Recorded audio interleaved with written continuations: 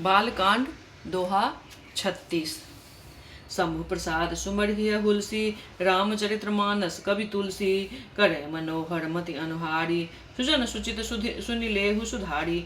अर्थात श्री शिव जी की कृपा से उसके हृदय में सुंदर बुद्धि का विकास हुआ, जिससे यह तुलसीदास श्री रामचरित्र मानस कवि हुआ। अपनी बुद्धि के अनुसार तो इसे मनोहर ही बनता है, किंतु फिर भी हे सज्जनों, सुंदर चित्त से सुनकर इसे आप सुधार लीजिए।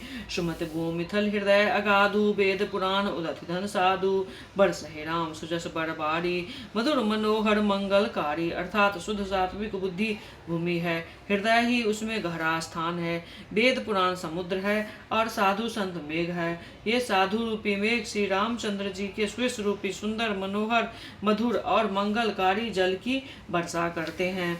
लीला सगुन जो कहें बखानी, सोए स्वच्छता करें मलहानी। प्रेम भगत सो बरन न जाई, सोए मधुरता सुशीतलताई।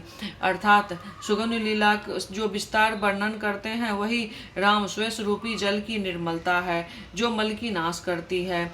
और जिस प्रेम भक्ति का वर्णन नहीं किया जा सकता, वही इस जल की मधुरता और सुंदर शीतलता है।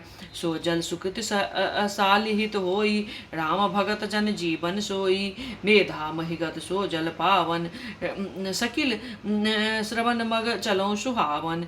भरऊ सुमानस सुथल थिराना, सुखद शीत रुचि चारु चिराना। अर्थात वह राम स्वस्वरूपी जल सत्कर्म रूपी धान के लिए हितकर है, और श्री राम जी के भक्तों का तो जीवन ही है। वह पवित्र जल बुद्धि रूपी पृथ्वी पर गिरा और सिमट कर सुहावने कान रूपी मार्ग से चला गया, और मानस हृदय रूपी श्रेष्ठ स्थान में भरकर वहीं स्थिर हो गया। वही पुराना होकर सुंदर, रुचिकर, सुशील और शीतल और सुखदायी हो गया। सुटि सुंदर संवाद बर बिरचे बुद्धि विचार, ते यही पावन सुभग सरा घाट मनोहर चार। अर्थात यही कथा को बुद्धि विचार कर जो चार अत्यंत सुंदर उत्तम संवाद भुसुंडी, गरुड़, शिव पार्वती, याज्ञवल्क्य भारद्वाज और तुलसीदास और संत रचे हैं, वही इस पवित्र और सुंदर सरोवर के चार मनोहर घाट हैं। दीन दयाल बिरद संभारी, हरहुनाथ मम संकष्ट भारी।